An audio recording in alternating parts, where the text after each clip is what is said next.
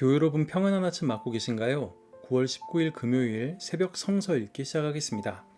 오늘은 예수님의 곁을 지킨 주변인들이라는 제목으로 마가복음의 말씀을 이어서 묵상하겠습니다. 먼저 오늘의 한마디는 크로아티아 출신의 미국 성공의 신학자 미로슬라브 볼프의 말입니다. 하나님은 역사 속에서 주변인들을 통해 중심을 전복시키신다. 십자가에 달리신 예수님의 곁을 지킨 여인들과 예수님의 시신을 거두어 장례를 치러드린 아리마대 사람 요셉은 모두 예수님의 핵심 제자들이 아닌 그 주변인들이었습니다. 마가복음 15장 42절에서 47절 말씀입니다.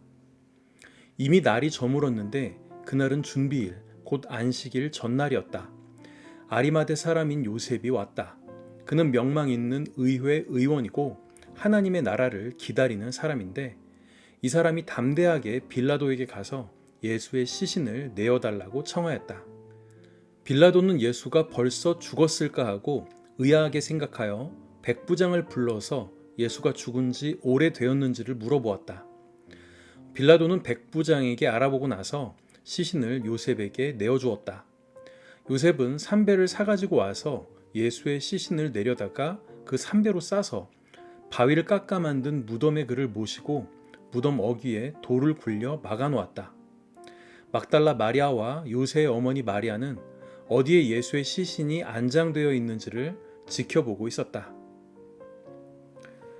예수께서 십자가에서 숨을 거두실 때 제자들은 모두 도망가고 없었지만 갈릴리에서부터 예수를 따르며 섬기던 여인들은 예수님을 떠나지 않고 멀리서나마 그의 곁을 지키고 있었습니다.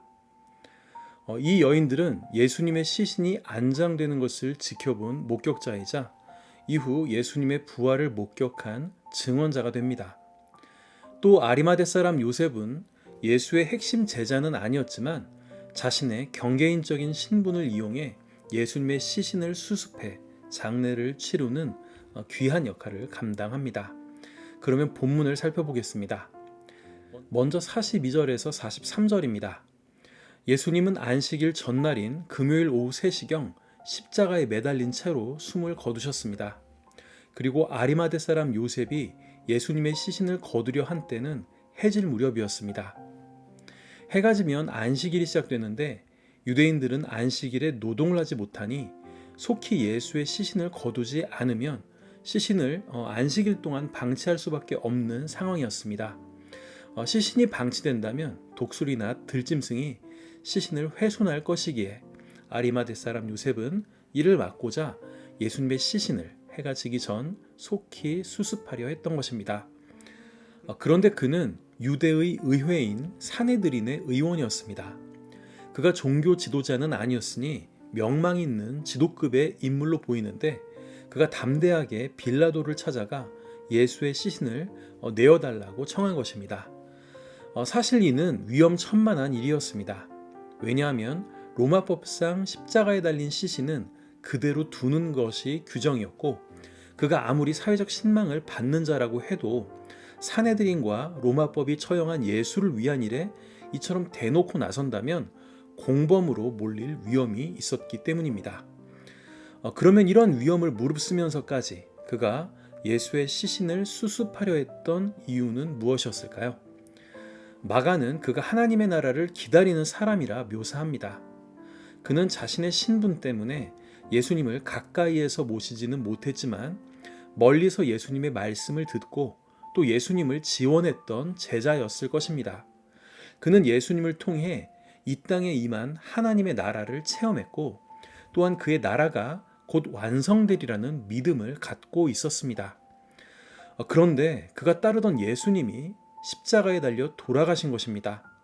게다가 그의 시신이 훼손당할 위기에 처해 있는 것이 아니겠습니까? 그런데 제자들은 모두 도망가고 없었습니다. 그는 어쩌면 공의회 의원이라는 신분 때문에 가까이에서 예수님을 모시지 못했다는 부채감을 가지고 있었을 것입니다. 그런데 사내들인 의원이라는 신분은 오히려 예수님의 제자라 의심받지 않을 수 있는 어떤 안전망의 역할을 할 수 있었을 것이라 생각했을 것입니다. 그래서 위험한 일임에도 불구하고 자신이 이 일의 적임자라 생각하고 예수님의 시신을 수습하려 한 것이 아닐까 하고 생각해 봤습니다. 이제 44절에서 45절입니다. 아리마대 사람 요셉의 이런 요구에 빌라도는 백부장을 불러 예수님의 죽음을 확인한 후 그 시신을 순순히 넘겨주었다고 합니다. 이렇게 빌라도가 예수의 시신을 쉽게 내어준 이유는 뭘까요? 아마도 자신은 예수님의 죄를 도무지 발견할 수 없었는데 선동된 군중들의 외침에 등 떠밀려서 사형 선고를 내린 것에 대한 약간의 미안함이 있지 않았을까 하고 생각해 봅니다. 끝으로 46절에서 47절입니다. 요셉은 인계받은 예수님의 시신을 3배로 정중히 감싼 뒤 바위를 깎아 만든 무덤에 안장했다고 합니다. 이때 예수님의 십자가를 멀리서나마 지켜봤던 그 여인들이 다시 등장합니다. 그들은 요셉이 예수님의 시신을 돌무덤에 안장하는 것을 지켜봅니다. 그리고 안식일 후 예수의 시신의 향료를 발라드리려고 이 무덤에 다시 방문해 예수님의 부활을 목격하게 되지요. 마가는 여인들이 예수님의 죽음과 장례를 목격하는 장면 사이에 아리마대 요셉의 이야기를 삽입해 샌드위치 구조를 만듭니다. 그럼으로써 이 여인들과 요셉의 공통점을 강조하고 있지요. 이들의 공통점은 바로 이들이 예수님의 핵심 제자들에 비해 주변인들이었다는 사실입니다. 예수님을 가장 가까이에서 따른다고 자부했던 핵심 제자들은 모두 사라지고 이름 없는 여인들과 주변인이었던 아리마대 요셉이 십자가와 장례 그리고 부활의 증인이 됩니다. 이는 하나님의 나라는 우리가 생각하는 중심부에서가 아니라 주변과 경계에서 드러난다라고 하는 마가의 신학적 메시지라 볼 수 있습니다. 우리도 중심에 서기보다 어디서든 주님께서 원하시는 그 일을 행하는 진정한 제자들이 되었으면 좋겠습니다. 함께 기도하겠습니다. 하나님, 저희도 중심부에 서기보다 주변부에서 묵묵히 하지만 주님께서 원하시는 필요한 일을 행하는 그런 제자들이 될 수 있게 도와주세요. 예수님의 이름으로 기도드립니다. 아멘. 오늘의 찬양은 나주님의 기쁨 되기 원하네입니다. 저는 다음 주 목요일에 다시 찾아뵙겠습니다. 감사합니다.